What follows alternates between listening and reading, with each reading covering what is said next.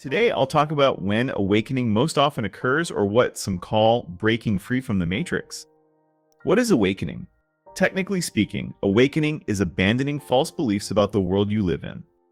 It's seeing the world as it is, not as it should be or seems to be. The problem is, awakening rarely happens when every aspect of your life is pleasant. From the previous episode, you know that when things are comfortable, people don't seek hardship or worsening circumstances, they want to stay in that pleasant state. That's just how it is. The first necessary condition is realizing that reality isn't what you thought it was. Suffering is the most common trigger. And I mean suffering, not mild discomfort, but suffering. Non-physical pain that erupts from within you. Deeply unpleasant, intense, impossible to ignore. Once you notice you're suffering, you can start using your conscious mind to analyze your situation. Denial is a psychological defense mechanism to shield you from suffering. It's the blue pill from the Matrix. You'll reject your conclusions because they clash with your beliefs, your imagined version of the world, and your place in it. You discard reality in favor of your fantasies, where you feel safe and comfortable. For denial to work, your mind will fabricate a story to explain things away, rationalization. A seemingly logical excuse that sounds plausible absolves you of responsibility and lets you feel better about yourself. After all, you can't blame yourself or lower your self-esteem for something beyond your control. Everything will seem fine until the same situation repeats. Then your fantasy beliefs might be tested by reality again, yielding the same result. Many people will help you rationalize, offering convenient excuses that sound credible at first glance. For example, if your lover cheats, you'll hear, "She was a bad woman," implying she's an exception, you were unlucky, and next time will be better.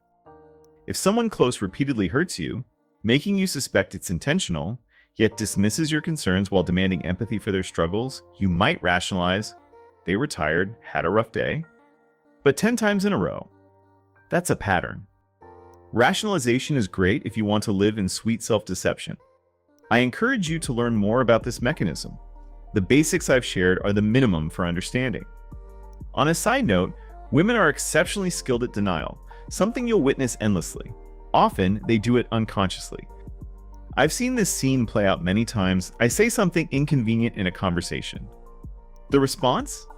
Silence, avoidance, no engagement. Sometimes, there's a flicker of emotion, discomfort, a sly smile, but most often, they just look away to shut down the topic. From another side, you have acceptance. This doesn't mean resigning yourself to reality, but acknowledging it as it is not as you wished it were. Acceptance means facing truth without denial or escapism. It's the harder path, especially when emotionally invested. The deeper the emotional tie, the stronger the urge to deny, because greater investment means greater disappointment, and your mind will protect you by rejecting pain. Of course you can choose denial, but I'm highlighting the consequences of both paths. Acceptance is tough for another reason. It requires thinking, and modern life discourages deep thought. Constant stimuli overload the mind, making it unnatural for many to disconnect, focus, and analyze independently. We're used to information being spoon-fed. Just Google it. But remember, the sources you rely on might be mistaken or have an interest in hiding the truth, as I explained in the last episode. Worse, the conclusions acceptance leads to can be painful at first, and when pain hits, your mind will sabotage you, pushing you toward denial. For example, if someone you considered a friend for years abandons you in a crisis without explanation, you might realize you wasted years on that relationship. To avoid discomfort, you might rationalize their behavior, denying the truth, their refusal to help. This brings temporary relief. If you give them a second chance, history will likely repeat. But if you accept that this isn't how a true friend acts, you win. You remove unreliable people from your life. At this point, you learn how to spot those who only stick around when it suits them. If you're conscious of the world and your reactions, you're harder to manipulate. Acceptance leads to 2 key outcomes. Life becomes slightly more pleasant, and you stop suffering. When you truly accept something, you no longer torture yourself with what ifs, or I should have. To accept, you must understand the mechanisms behind events, so you can protect yourself in the future. If you decide to accept something you don't understand, you'll want to know. You'll seek answers about the world, and that's growth. Once you consciously accept something, you inevitably start observing reality and drawing independent conclusions. The painful truth about awakening. Often, great suffering is required for awakening. It's what finally motivates change. That's why people say you have to hit rock bottom to bounce back. When you start accepting reality, you'll notice countless areas where what you were told and what you observe don't match. That's when you can understand many things like the unspoken games between men and women. If you're interested in growth to reduce suffering, your mind can just reject reality. But no, this is a half measure. It doesn't solve the real problem. True peace requires the harder, longer path, accepting reality. Nothing in life is free. You'll pay a price for awareness. Awareness, the greatest curse, yet you are blessed.